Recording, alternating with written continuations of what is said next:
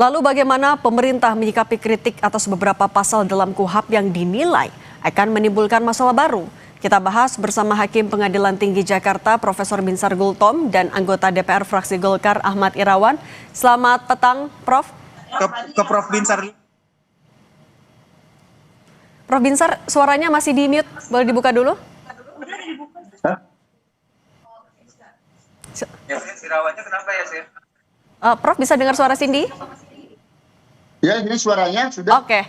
Prof Binsar, KUHP baru kan sudah diteken oleh Presiden dan akan berlaku pada awal Januari. Tapi Anda nilai masih ada yang bermasalah. Sebagai hakim, apa yang paling meresahkan menurut Anda? Wah, ada beberapa catatan buat kami ya. Setelah memperhatikan terburu-buru itu diteken atau ditandatangani oleh pemerintah. Yang pertama, kami melihat ada di sana tata cara koordinasi penyidik dan penuntut umum pasal 58 sampai 62.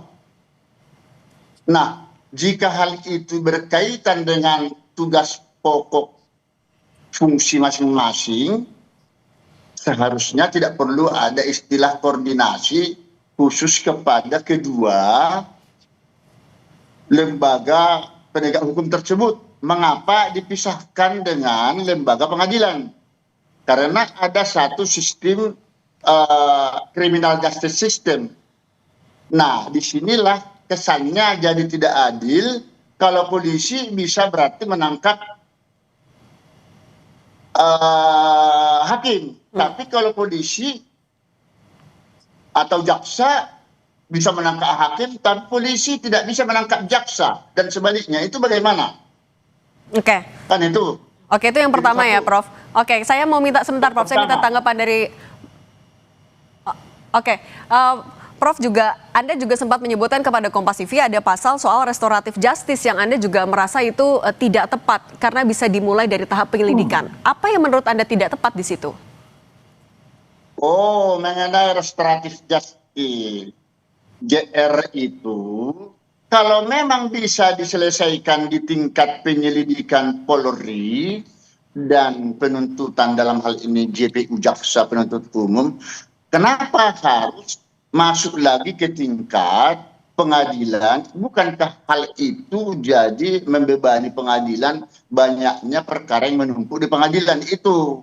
Seharusnya cukuplah diselesaikan. Kalau sudah restoratif justice, kan akan memanggil kedua pihak masing-masing yang bermusuhan sebelumnya, antara anak lah, katakan dulu yang berkelahi di sekolah hingga patah kaki atau cacat cukup berat.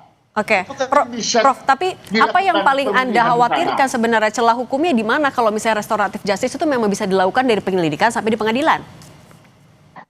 Ya, terlalu panjang jalan prosesnya kalau hanya sekedar restoratif justice. Cukup diselesaikan di tingkat penyidikan dan kejaksaan. Itu maksudnya.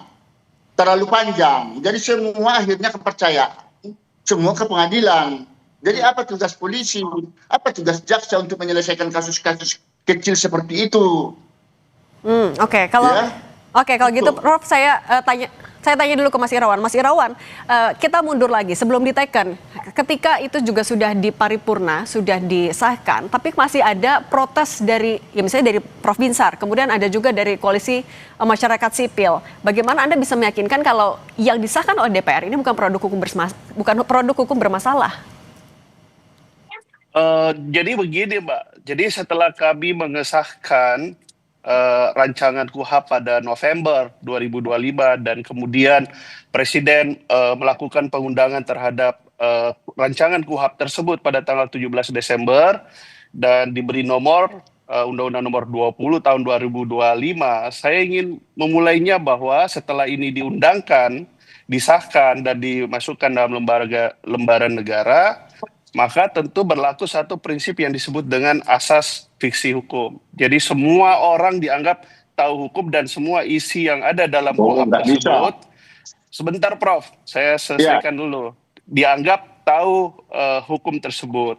Nah, maka kemudian ada satu mata rantai yang harus dilakukan oleh pemerintah setelah setelah dilakukan pengundangan yang disebut dengan sosialisasi dan melakukan pendidikan hukum agar kemudian fungsi KUHAP ini bisa kita capai. Karena bagaimanapun kalau kita bicara terkait dengan fungsi KUHAP, itu adalah instrumen atau cara negara untuk melakukan penindakan kejahatan. Yang kedua adalah mekanisme perlindungan warga negara dari tindakan sewenang-wenang aparat gitu. Nah, kami berharap, DPR berharap bahwa pembelakuan KUHAP ini tidak hanya sah secara formal, tapi juga siap secara substansial dan diketahui oleh publik, termasuk pelaku atau aparat penegak hukum primus inter pares seperti Prof. Bultom tadi.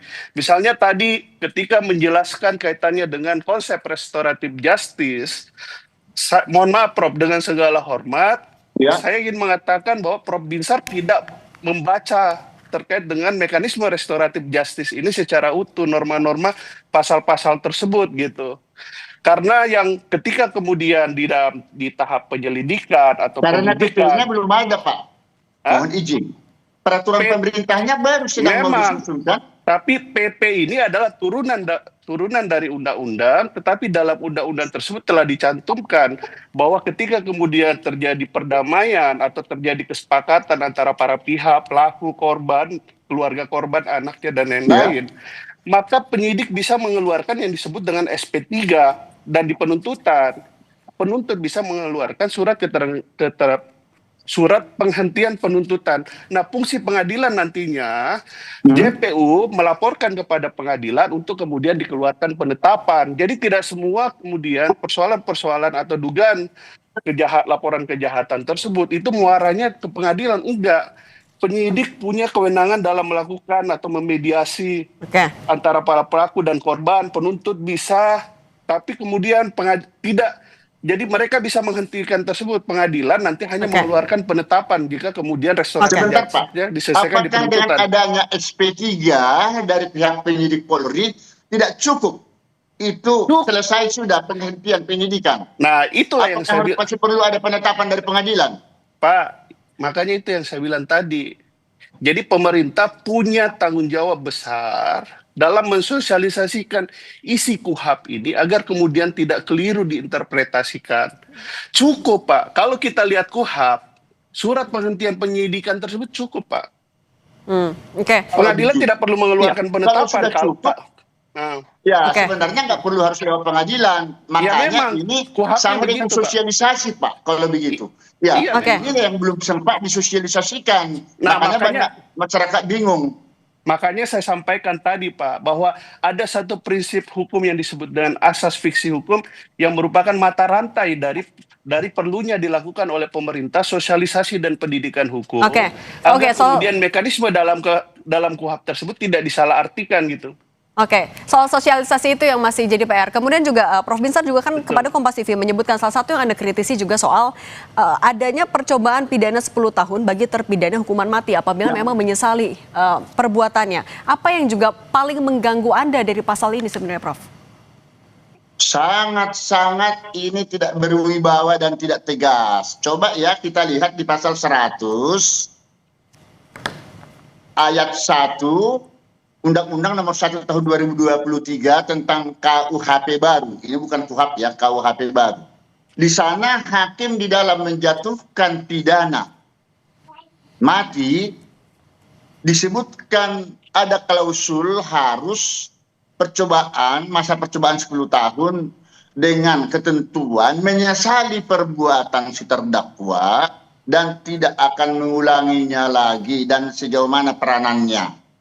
Pertanyaan yang menggelitik dan tidak masuk di akal, mungkinkah hakim selama proses persidangan sudah bisa menilai kebaikan, kejujuran, ketulusan hati tidak akan mengulangi lagi perbuatannya? Nonsense. Itu justru harus setelah masa percobaannya selama 10 tahun di lembaga pemasyarakatan yang menjadi domain daripada pemerintah. Nah itu gimana Mas Irawan menanggapinya? Bagaimana?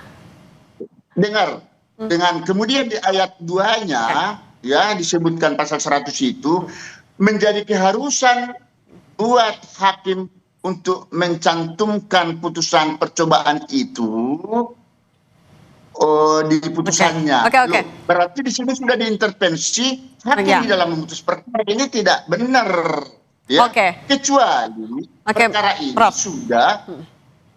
Oke, Prof. Ini kan belum punya kekuatan hukum tetap. Oke, sebentar, Prof. Saya minta tanggapan dulu ke Mas Irawan. Mas Irawan, bagaimana kalau gitu Anda, ya gimana hakim bisa meyakini perlu atau tidaknya itu pidana 10 tahun? Nah, ini maaf dulu, Mbak Aura. Masih belum selesai. Karena ini berlanjut kepada penolakan gerasi. Ya. Prof, mohon maaf, Prof. Gerasi pasal 100. Kita terbatas sekali juga durasinya, Prof. Kita beri kesempatan dulu untuk Mas Irawan menanggapi tadi.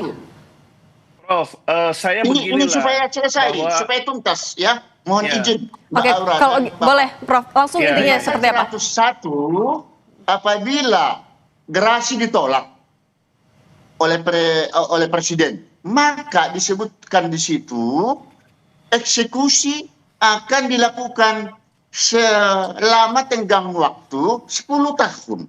Ya, 10 tahun. Kenapa harus 10 tahun?